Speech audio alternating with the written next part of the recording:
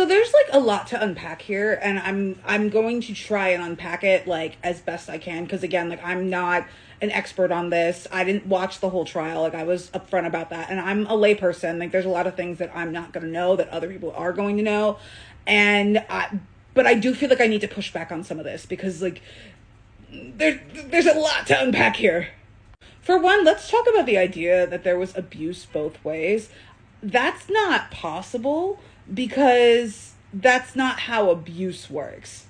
Because see, like what was happening here was like a frog in boiling water kind of thing, where he would just constantly like slowly escalate his behavior and slowly escalate his behavior. She's like, I think she said in her testimony, or she said somewhere in the evidence, that the first time he hit her, that she thought he was joking.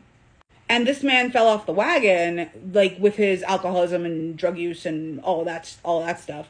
And she just wanted to fix him because she loved him. Tell me how that is less plausible than she somehow is a super shitty actress where she can't fool anybody during the trial, but she's also like such a good actress that like she fooled everybody before this and has been terrorizing him for the entirety of their relationship. Like there's no way. And I'll take a little bit of awkwardness on the stand and a little bit of like just strange eye contact with the jury, which of course she's going to try to connect with the jury because everybody else in the room, except with the exception of her team, is out to get her and meme her to death. But I would take that over all of the bullshit that he has defended over the course of his decades-long career. Like he defended Polanski. He's fucking cool with Marilyn Manson. Fuck him, by the way. He said this about her before they even got married. Like, you could see it there. You wrote that about someone who would later become your wife. So, like, he always didn't speak about her or treat her very well. But more than anything else, the thing that gets me about people calling her a liar is that if she's such a liar and it should have been that easy to prove that she was lying, why the fuck did they pay the bots? Because we cannot talk about this case without talking about the rampant bot usage where people were flooding social media websites and the bots were essentially commenting a lot of the same shit. And I noticed on Twitter, like the limited times that I was there, a lot of those pro Johnny Depp tweets, they looked the same. They read the same. They used the same verbiage. It was astroturfing.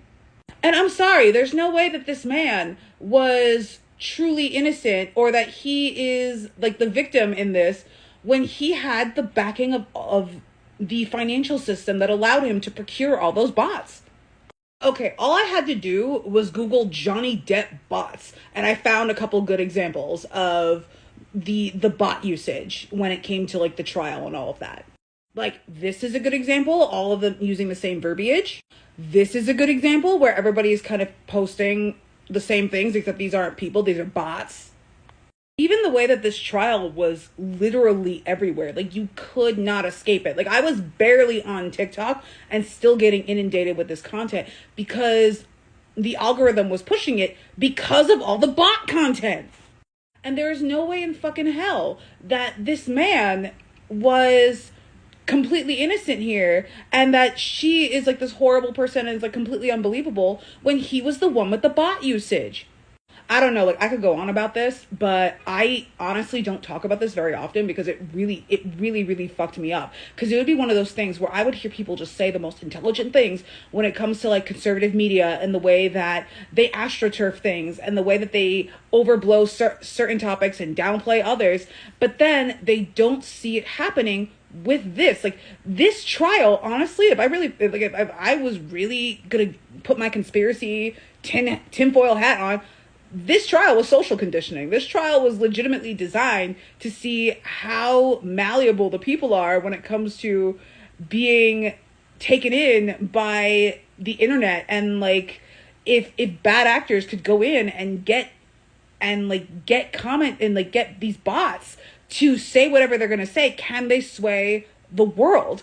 And this trial proved that they could.